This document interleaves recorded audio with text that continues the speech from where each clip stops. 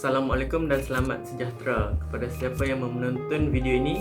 Hari ini saya kembali lagi dan untuk mengupas atau menghujah tentang satu matlamat yang boleh dikatakan sebagai matlamat yang akan menyelamatkan dunia, iaitu Sustainable Development Goals (SDG) atau dalam bahasa Melayu dikenali sebagai Matlamat Pembangunan Lestari yang telah diutarakan pada 1 Januari 2016.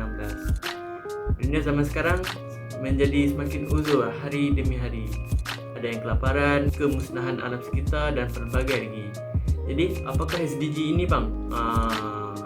Jadi SDG ini adalah matlamat yang telah diutuskan dalam Kongres Persatuan Bangsa-Bangsa Bersatu PBB atau dikenali sebagai United Nations, iaitu UN. Dalam SDG ini ada 17 matlamat dan matlamat ini haruslah dicapai dalam masa 15 tahun yang akan datang. Dan hari ini kita akan bincang sedikit tentang maklumat yang kedua, iaitu Zero Hunger. Dalam bahasa Melayu adalah kadar kelaparan sifar. Pada asalnya, matlamat kadar kelaparan sifar telah diutarakan oleh Setiausaha Agung PBB Ban Ki-moon pada 2012. Namun matlamat ini diteruskan dan diperbaharui pada 1 Januari 2016. Matlamat ini mengharapkan bahawa ianya dapat menamatkan rasa lapar yang dihadapi oleh penduduk yang miskin.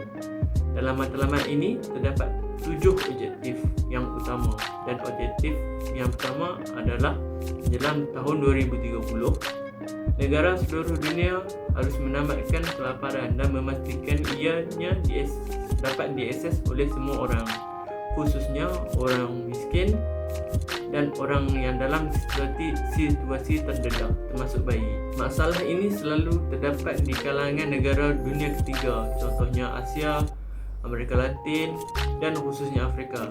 Ini kerana di benua Afrika terdapat banyak negara yang tergolong dalam kalangan negara termiskin, contohnya Malawi, Mozambik, Somalia dan banyak lagi. Di negara-negara ini kita boleh melihat banyak kanak-kanak yang menghadapi kelaparan yang ekstrim. Sebagai contoh, kita dapat melihat dalam gambar kanak-kanak tersebut badan dia kurus gila dan perut dia bulat macam bola. Itu memang dia ada masalah dalam segi zat lah. Jadi dengan SDG ini diharapkan bahawa masalah ini akan berkurangan secara mendadak menjelang tahun 2030. Ada 6 lagi objektif dalam topik ini dan saya berharap agar viewers dapat menjenguk laman web UN tentang SDG ini.